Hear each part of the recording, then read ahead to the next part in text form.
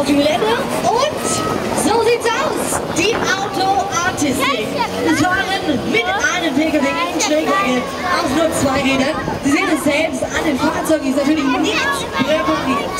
Ganz so lang unsere Fahrer und jahrelange harte Trainingsarbeit sind erforderlich, um das ganze Spiel so ausschauen zu lassen. Und natürlich höchste Konzentration bis ans Ende des Geländes und wieder sicher gelandet. Klasse gemacht. Ein Applaus, Alexander und Patrick für Sie.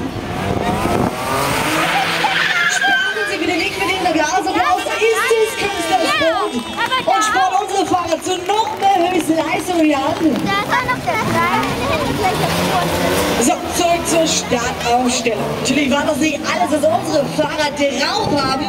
Das war der Anfang vom Ganzen. Wir steigern uns.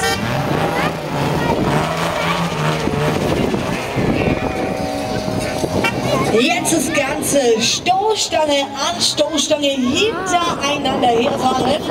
Der erste Fahrer. Zweite Fahrer hinter dran, halten Alexander aufholen. Aufholen, Alexander, noch ein kleines Stück. Noch nicht ganz, aber jetzt Stoßstange an Stoßstange wie Perlen an der Kette aufgereiht. Fahren die 2 hier bis Ende lang. Und natürlich wieder sicher gelandet. Klasse gemacht. Und wieder ein Applaus, Alexander und Patrick.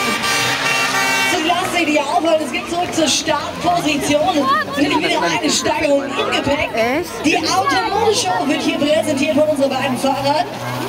Und auch natürlich in der nächsten Runde steigern wir uns. Gerade war es die Fahrt Stoßstange an Stoßstange. So präsentieren wir es jetzt schon Seit bei Seit. Wo normalerweise ein Fahrzeug lang fährt, fahren jetzt 2 Wagen Seit bei Seite nebeneinander her.